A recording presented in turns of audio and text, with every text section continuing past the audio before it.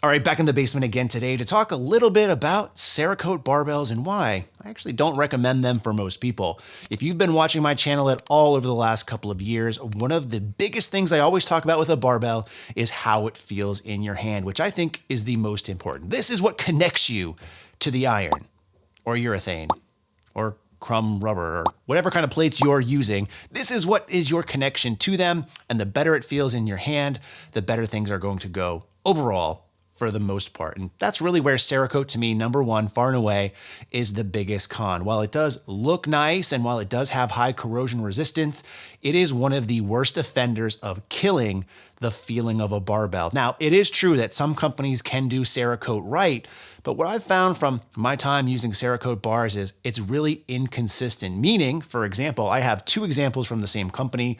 I have a Texas Power Bar here in white Cerakote, although it's more of, in my opinion, like a pearl or an eggshell, if you will. And then I also have a Texas deadlift bar in more of a pure alpine white, those fancy car colors that people like to throw out. But this is just white to me. Completely different feels on this bar in terms of the knurling, and you can kind of pixel peep here and see some of the differences as well. So even across the same company, Cerakote can be a potential issue, and I've seen a lot of issues from companies like Rogue, Kabuki. There is no one that is immune to this. Sometimes people just do Cerakote better in different batches because, again, it's an application layer that you're putting on top of the metal itself. Number one, filling in the knurl, and depending on how thick you lay it on, it can really tend to mute the knurl. And in some cases, companies might sandblast before Cerakoting. And again, it makes a tremendous difference. Now, just to prove an example, again, I have a Texas Power Bar here in Cerakote. I'm going to show you this comparatively to a bare steel Texas Power Bar, and it is a night and day difference. So yes, while you can get some really cool colors, it really is at the cost of the feel, which to me is the most important factor when choosing a barbell. Now, another issue with the Cerakote can be depending on which kind you get and which color. For me, white, I think it looks really cool, and I just really wanted a white barbell, and that's the reason I got Cerakote in this instance. Otherwise, I probably wouldn't have bought it. But upkeep on these can be pretty difficult as well. The lighter color that you get, whether it be white or, for instance, the Rogue barbells from the Bella version of pink, I've seen those wear very, very badly. They show wear and dirt a lot more than a metal steel or bare steel or stainless steel or even a black zinc or black oxide might in some cases, because again, the dirt can show up on a lighter surface.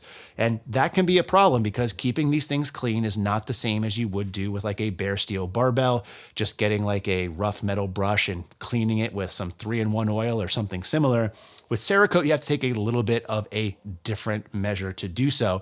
Now, it is true you can still clean these, but I found that brushes don't really work as well on here because typically the brushes you use, you're also using to clean your other barbells, which mean they probably already contain some other dirt or contaminants, which again, if you're using a lighter shaft, is going to show when you actually try to rub that brush on it. So instead, what I typically recommend for cleaning Cerakote is something just like some rubbing alcohol and maybe like a microfiber cloth.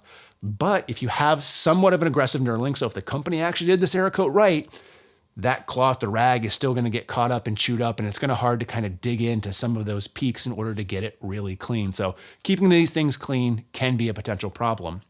Now, again, even though I mentioned that these things are corrosion resistant, in fact, if you take a look at some companies' scales of corrosion resistance, they put Cerakote right under stainless steel.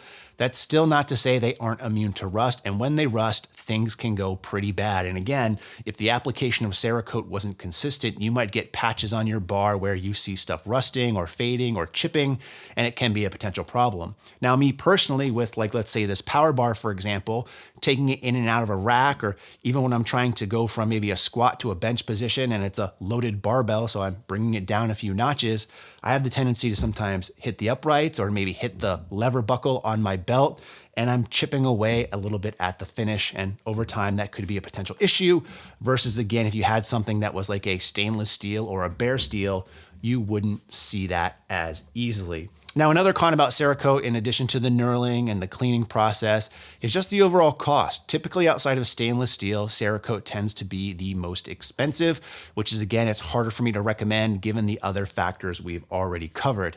Now, true though, at the end of the day, although I don't recommend Cerakote to most people because, again, the bars don't feel as good, they're harder to maintain once they get dirty, depending on the color and finish that you get, and the fact that they can chip away over time or be spotty in terms of application.